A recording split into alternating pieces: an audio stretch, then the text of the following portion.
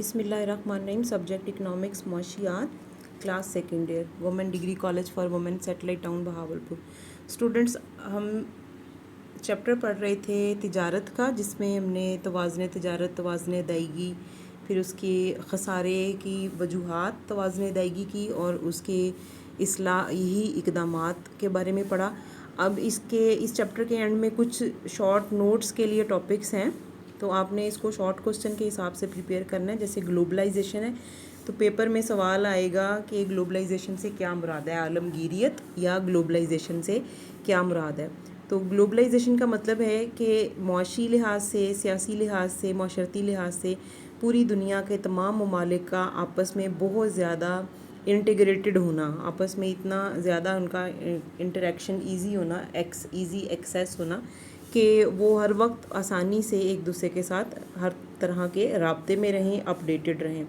Simple اس کی جو definition ہے وہ آپ نے ایگزامینیشن پوائنٹ آف ویو سے بس وہ یہ پریپیئر کر لیں گے آپ کے دنیا کے مختلف ممالک کے درمیان سیاسی, معاشرتی اور معاشی میدان میں بڑھتا ہوا انضمام گلوبلائزیشن کہلاتا ہے. دس از دا ڈیفینیشن. ایگزامپل آپ دینا چاہیں تو آپ بتا سکتے ہیں اس میں کہ انٹرنیٹ نے اور ٹیکنالوجی نے بہت زیادہ آسان کر دیا ہے, پوری دنیا ایک گلوبل ولیج کی طرح سے ہو گئی ہے. آپس میں لوگوں کے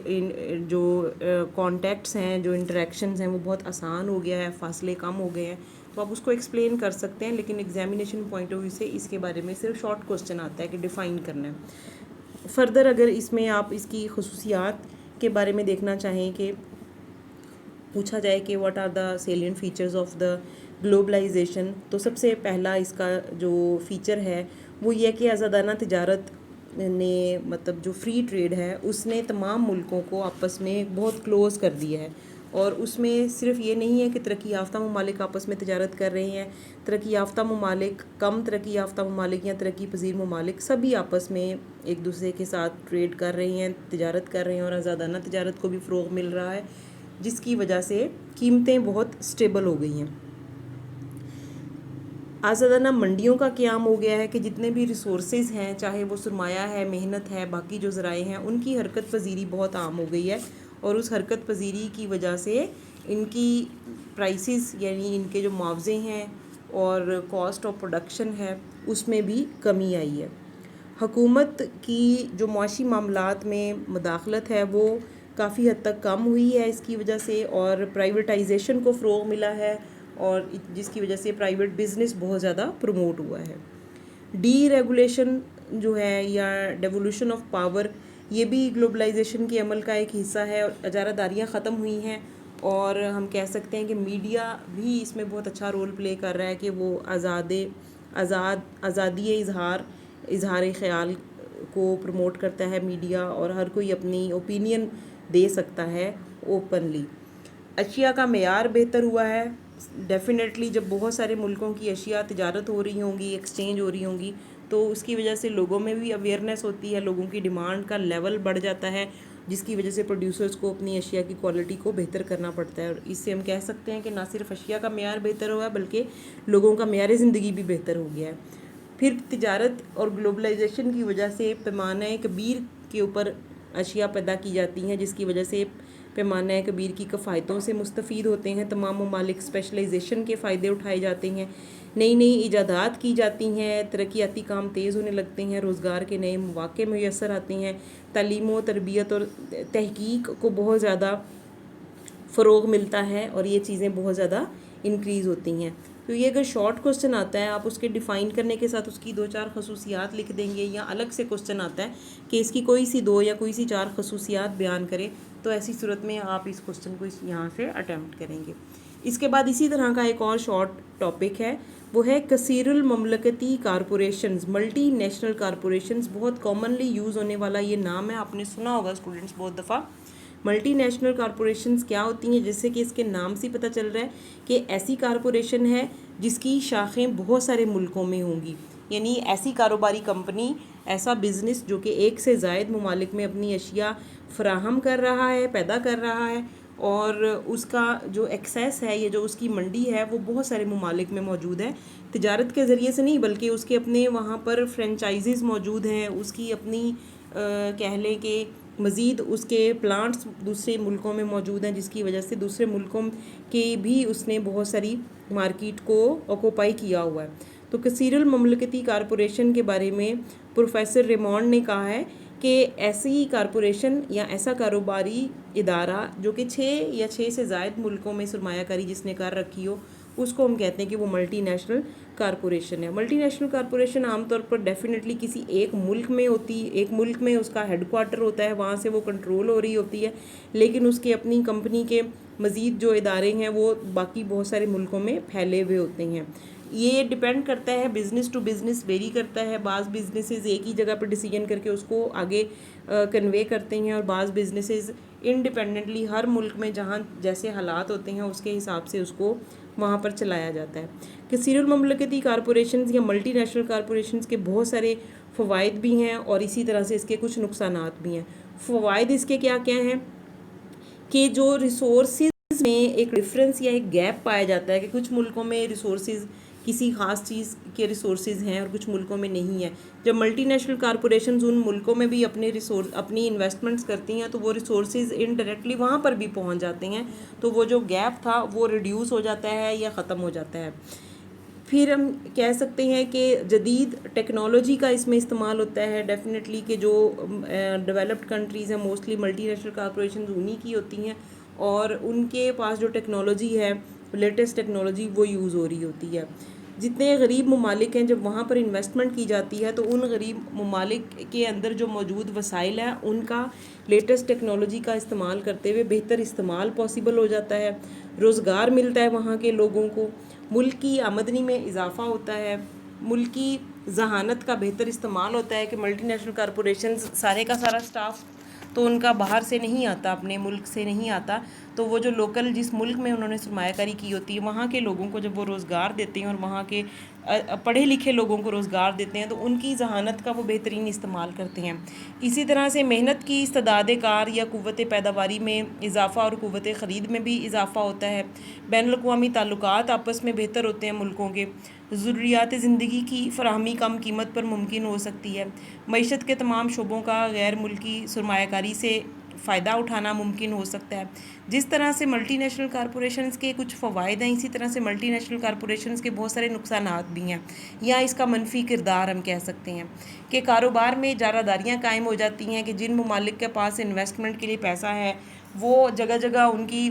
کارپوریشنز کے ذریعے سے ان کی انویسٹمنٹ جاتی ہیں باقی ملکوں میں، اور وہ ان کا کنٹرول یا ان کا ہولڈ ہو جاتا ہے، ان کی اجارہ داری قائم ہو جاتی ہے۔ پھر انہیں جس شعبے میں فائدہ ہوتا ہے وہ صرف اسی شعبے میں انویسٹمنٹ کر کے ملٹی نیشنل کارپوریشنز بناتے ہیں، جس کی وجہ سے سرمایہ کاری کچھ مخصوص شعبوں میں ہی فلورش کر رہی ہوتی ہے۔ سرمایہ جو ہے وہ بیرونی ملکوں میں چلا جاتا ہے، آؤٹ فلو ہو جاتا ہے کیپٹل کا، کہ ملٹی نیشنل کارپوریشنز آپ لگا رہے ہیں تو اتنی انویسٹمنٹ آپ دوسرے ملک میں جا کے کر رہے ہیں، جس سے ہم کہیں گے کیپٹل آؤٹ فلو ہو رہا ہے۔ وسائل کا ناجائز یا بیجا استعمال بھی ہوتا ہے اس کے ذریعے سے، کہ ریسورسز کو مس یوز یا مس ایلوکیشن آف ریسورسز بھی ہوتی ہے۔ بیشتر منافع کی بیرون ملک منتقلی ہو جاتی ہے، کہ جتنا بھی پروفٹ جس ملک میں ملٹی نیشنل کارپوریشن کی برانچ ہے وہاں پر جتنی بھی ارننگ ہوئی ہے اس کے پروفٹ کا زیادہ جو پارٹ تھا وہ بیرون ملک منتقل ہو جاتا ہے۔ مزدوروں کا استحصال ہوتا ہے، مزدور ایکسپلائٹ ہوتے ہیں، انہیں کم اجرت دی جاتی ہے۔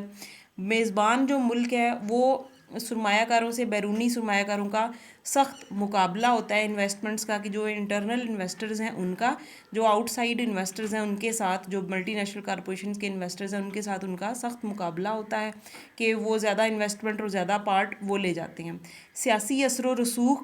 کا بہت زیادہ اس پر رول ہوتا ہے کہ جب ملٹی نیشنل کارپوریشن ہے اگر ان کے پولیٹیکل اتنے لنکس ہیں تو وہ پورا ٹیکس ادا نہیں کرتے، وہ بہت سارے چارجز ادا نہیں کرتے اور سارے کا سارا پروفٹ کما کے اپنے ملک میں لے جاتے ہیں۔ اشیاء کی قیمتیں بلند اگر وہ وصول کر رہے ہیں تو اس کے ذریعے سے وہ صارفین کا استحصال کر رہے ہوتے ہیں۔ ورلڈ لیول پہ عالمی کنٹرول نہیں ہوتا کہ جس ملک کی ملٹی نیشنل کارپوریشنز ہے وہ اپنے حساب سے ان چیزوں کو چلا رہا ہوتا ہے۔ تو ملٹی نیشنل کارپوریشنز جیسے باقی ملکوں میں اس کا رول ہے اسی طرح سے پاکستان میں بھی ہے، لیکن آپ اسٹوڈنٹس ابھی صرف اس کا اتنا ہی ٹاپک تیار کریں گے کہ ملٹی نیشنل کارپوریشنز کی ڈیفینیشن، اس کے فوائد اور نقصانات۔ تو شارٹ کوسچن ہی آئے گا، شارٹ کوسچن اگر آتا ہے تو ملٹی نیشنل کارپوریشنز کی ڈیفینیشن اگر پوچھی جاتی ہے تو آپ ڈیفینیشن بتائیں گے اور ساتھ کوئی ایگزامپل دے دیں گے. اسی طرح سے اس کے کوئی سے 2 یا 4 فوائد یا کوئی سے 2 یا 4 نقصانات اگر پوچھے جاتے ہیں تو آپ وہ بتا دیں گے. پاکستان میں بین الاقوامی بین المملکتی یا ملٹی نیشنل کارپوریشنز کا جو کردار ہے اس کو فی الحال آپ ابھی ڈراپ کر دیں گے. اس کے بعد اگلا ایک بہت چھوٹا سا ٹاپک ہے جو اس کے ساتھ ریلیٹڈ ہی ہے, transnational corporations. Transnational corporation جو ہیں یہ ایکچولی ایک ایسا ادارہ ہے, نمائندہ ادارہ ہے جو ملٹی نیشنل کارپوریشنز کے بارے میں معلومات جس کا حاصل کرنا جس کا کام ہوتا ہے. اس کے فرائض کیا کیا ہے کہ حکومت جو ہے اس کو مقامی طور پر جتنا بھی خام مال میسر ہوتا ہے اس کے ذریعے سے زر مبادلہ کمانا اس پہ موٹیویٹ کرتا ہے یہ ٹرانس نیشنل کارپوریشن. پھر جو ملٹی نیشنل کارپوریشنز ہیں ان کو یہ اس بات پر مجبور کرتا ہے کہ وہ پروٹیکشن کی یا تامین کی پالیسی اختیار کریں جس کے ذریعے سے امپورٹس جو ہے امپورٹیبل جو امپورٹ سبسٹیچیوٹ پیدا کرنے والی جو انڈسٹریز ہیں انہیں پروٹیکشن مل سکے, وہ پروڈکٹ ملک کے اندر ہی تیار ہو سکے. اور ان کارپوریشنز کو